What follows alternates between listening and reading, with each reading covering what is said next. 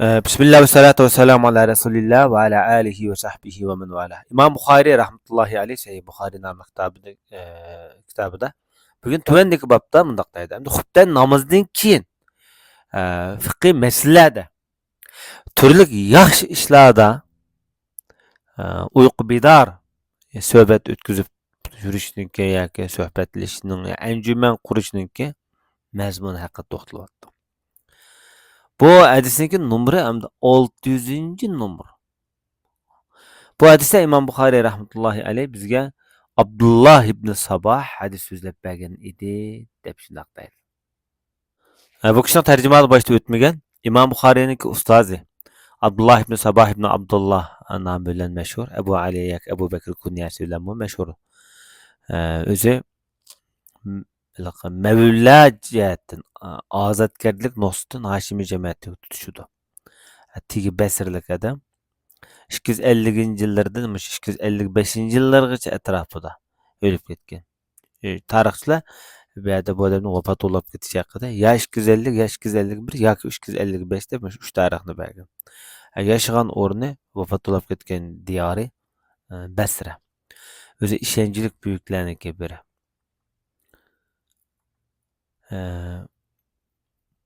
Hamda hadis ulamolarning nazarida ba'zi bir qism hadis ulamoları siqa ishonchlik degan. Ba'zilar solih degan nomni berilgan, yaxshi degandek.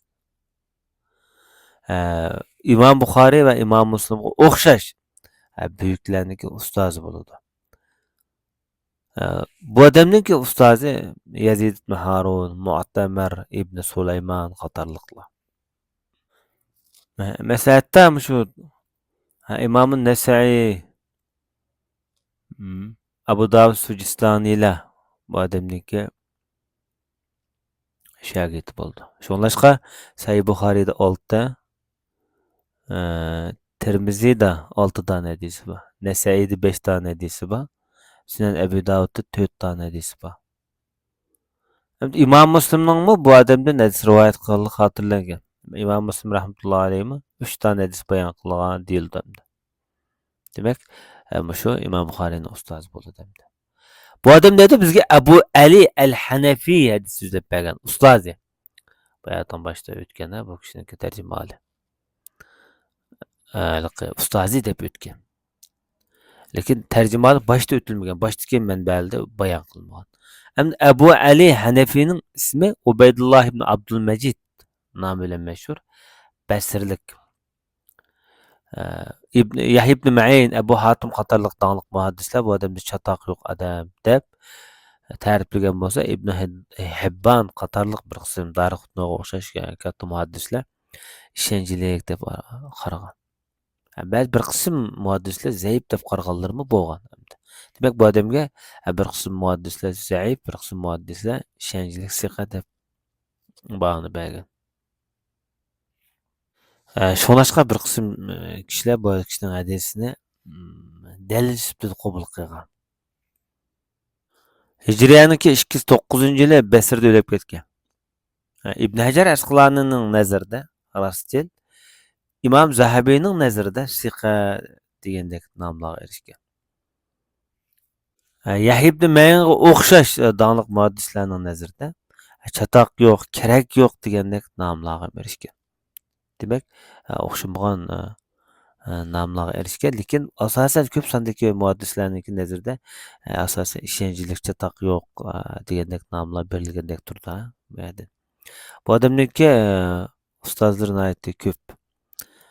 Jumladan Davud ibn Qays deymiz, Qurrat ibn Xolid deymiz, Malik ibn Anas, İmam Darul Hijra. Ham shu buyuklar bu kishining ustozi bo'ladi. Hem şagirdleri kelsak hozirgi İmam Buxoriyning ustozi Abdullah ibn Sabah hem de şagirdlarininki biri. Büyük şagirdlaridan biri. Ondan başqa dağınlıqlarda mesela Muhammed ibn Musanna qatorliq kishilarmi bu kishininki shagirdi bo'ldi. Hamda hadis ilmiga qo'shgan tuhfis qatorida Sahih Muslimda 7 tane hadis var. Tirmizide 5 tane hadis var. Sunan Nasai'de 5 tane hadis var. Sahih Bukhari'nin özü 3 tane hadis var. Bu şeyden namıda bayan kılınıp gelgen. Abu Davud'da 3 tane hadis var. Demek mush kishiniki nomidan bayon qilgan hadislar bo'ladi hamda. Bu zot dedi bizga Qurrat ibn Xolid dedi so'zlab bergan edi deb shundoq dedi. Endi bu Qurra kim o bu yerda degan vaqtida Qurra Abu Ali Hanafining ustozi. Bu kishining tarjimasi boshida o'tmagan. Abu Xolid kunyasi bilan mashhur As-Saddus al-Basri deyildi. O'g'li Zufar ibn Qurrat ibn Xolid degan o'g'limi doniq muhaddis. O'sha munosabati ota bola va ustoz shogirdlik munosabati bor. Bu kishi 154, 155 mush atrofda o'lib ketgan deyilgan. Ba'zida 170-yil deyilgan, vallohu alam. Ammo bu kishiga nihoyat yaxshi baho berilgan. Masalan, Ibn Hajar Asqalani rahmatullohi alayh nihoyat ishonchlik puxta deb nom berilgan. İmam Zahabiyning nazarida mazmut olim deb bundan nom berilgan. Undan boshqa ko'p kishilar bu kishiga nihoyat yaxshi baholanib bergan. Asosan siqa ishonchlik degan nom nihoyat ko'p berilgan bu kishiga. Hatto bir qism ulamolar bilan masalan selishtirilib falan qanday ustani qaraganda desa, uning oli, undan yuqori degandek nomlar berilganda, uning ustida degandek.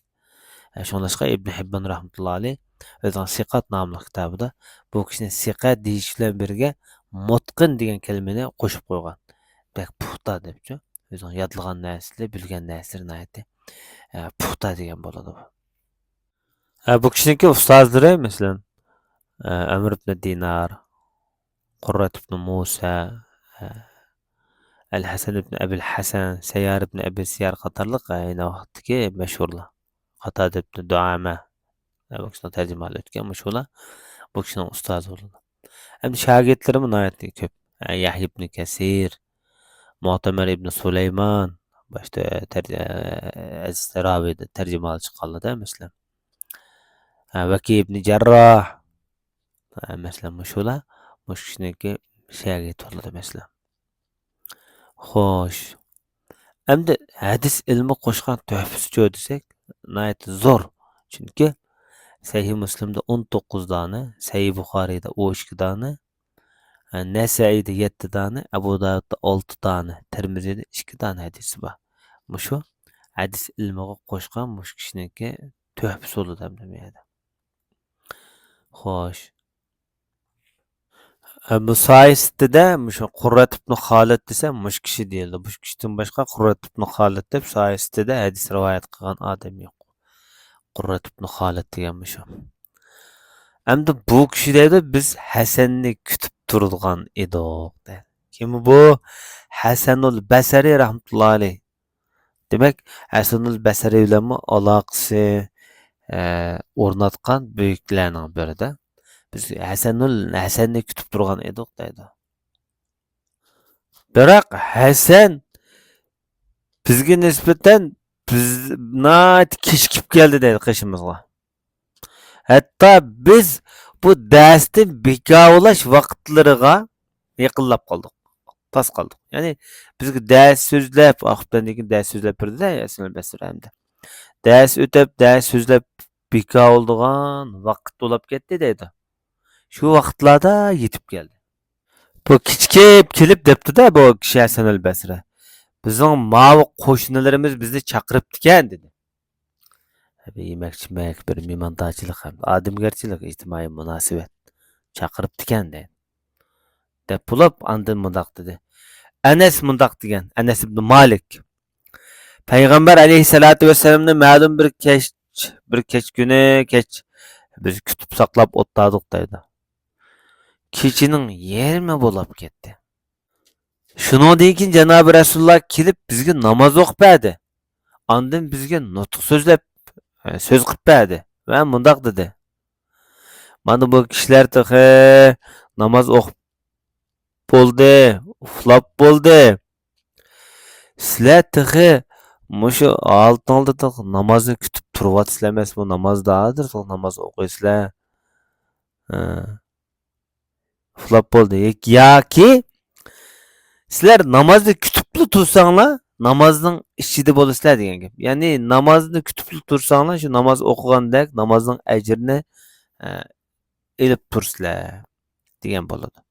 Shunday dedi. Şunun bilan Hasan dedi. Qavm kishilar xaloyiq yaxshilikni kutib tutilsa, ya'ni yaxshilik uchida bo'ladi. Bunda degani, sizlar mush ilmni tamoq qilib, ilmni kutib o'ltag'an ekansizlar, sizlarning bu kutishingning o'zi bu yerda bir yaxshilik deydi. Qurra deydi. Qurra degan bayatning qirabi. U Anasning hadisidan payg'ambar sollallohu alayhi vasallamdan deb shundoq degan. Demakchi bo'lgani, Hasanul Basri bu hadisni Anas ibn Malikdan bayon qilib, Qurraga so'zlab bergan demakchi. Hamda Hasanul Basri rahmatullohi alayhi bu yerda shogirdlarining bir ko'nglini jabrul xavotir qilib, ko'nglini oyab, ularga tasalli berib, sizlar jafo tortib saqlab ketdinglar bu ilm so'rinni. Rasulullohning davrida mushta bir ishlar bo'lgan. Ya'ni demak, yaxshilikni kutib turishning o'zi yana bir yaxshilik ichida bo'lgan bo'ladi deb ularning bir ajrsiz qolmaganligini, ularning qalbini yana yomshitib bir tasalli beryotdi bu yerda. Ham tövəndəki hadismi yuqarı bab təvə hadisə. Bu 601 numaralı hadis. Bu hadisdə İmam Buxari rahmetullahi aleyh bizə Abul Yaman hadis sözləb bəgən deyir. Bu kişi deydi bizə Şuayb Zuhri'dən. Zuhri mundaq degan. Bana Salim ibn Abdullah ibn Ömer və Ebu Bekir ibn Abi Hasama hadis sözləb bəgən deydi. Bu ikilən rivayet qılğana İmam Zuhri rahmetullahi aleyh. Abdullah ibn Ömer mundaq degan ekan. Peyğəmbər sallallahu əleyhi və səlləm özünün axırki həyatlarında xutbə namazı oxugan deydi. Salamni berib bo'lib namozdan keyin Rasululloh o'rnidan turib dediki, bu kechalarni sizlarning bugungi bu kechani qanday qaraysizlar? Yoki menga bir deb beringlar-chi, qanday kecha bu? Savol orqali javobni o'zi berdi. Bugun mush yer sharida yana mushu 100 yildan keyin bugun mush yer sharida bor adam bütün insonlar yer sharining mashriq, mag'rib, bütün shu dunyoning neydi bo'lsin, yashagan adam bo'lsa bugun mush yerda. Ya'ni 100 yil ichida bular o'lib dunyoda qolmaydi, hech kim qolmaydi dedi. Bu jamoat aloqazod bo'lib ketdi Rasulullohning bu so'zidan. Bu payg'ambarimiz bu 100 yil deb bu gapni qilyotdi degandek. Ya'ni 100 yildan keyin qiyomat qoyim bo'lib ketam nima degandek-ku. Har xil vahmlar tushdi-da endi. Tushib hech kim qolmasa nima bo'ladi? Payg'ambar sollallohu alayhi vasallam bu yerda dediki, bugun yer sharida yashayotgan kishilar qolmaydi dedi. Bugun mushat bugungi shu kuz tug'ilganlar bor. 100 yil ichida qolmaydi. Undan keyin tug'ilganlar masalan 110 chirdig'inim bo'lishi mumkin, 50-60 chirdig'inim bo'lishi mumkin. Muhimi Rasululloh shu xabar bergan kunsi dunyoda bor odam 100 yoshdan to'piq kirmaydi. Shu kuz tug'ilgan odammi 100 yoshdan to'piq chimaydi degan gap. Hamda Rasulullohninki bu yerda degani mana mushu asr mushu Rasululloh gapni da'vat qilgan vaqtiki shu kundan hisoblab bir asr shu vaqtda tugaydi. Shu asrdan ichida yashayotgan odam shu tugaydi. Rasululloh hayot vaqtida shu xabarni bergan kundagi bor insonlarning hammasi shu 100 yil ichida o'lib tugab bo'ladi degan gap. Ularning avlodi qoladi, boshqa ummatlar qoladi demoqchi bu yerda. Bu hamda payg'ambar sollallohu alayhi vasallamdagi yana bir mo'jiza, g'aybdan xabar berayotgan. Yana birisi bu Xizrning yo'qligiga dalil bu hadis. Xizrning yo'qligi vafotiga dalil. Ondan boshqa bizga bu hadisda bo'lgan muhim nuqta nima degan vaqtda Janob Rasulullohning shu xutbani nayati kechikib o'qib kelib, xutbandan keyin jamoatga so'z qilib berayotganligi. Ularni ogohlantirish, ularni targ'ib qilish qatorliq nutq san'atlarining ma'lum bir qismi bo'lgan bir qo'rqitish, tarhib shaklidagi bir tablon qilyapti. Demak, mushu hadisda mushu bu payg'ambar sollallohu alayhi vasallamniki bu degan so'zi xutbandan keyin so'z qilsang bo'lmaydi degan hadisga zidmi? Yo'q, ba'zi yaxshi gaplarni qilib o'ltirish bo'ladi demoqchi.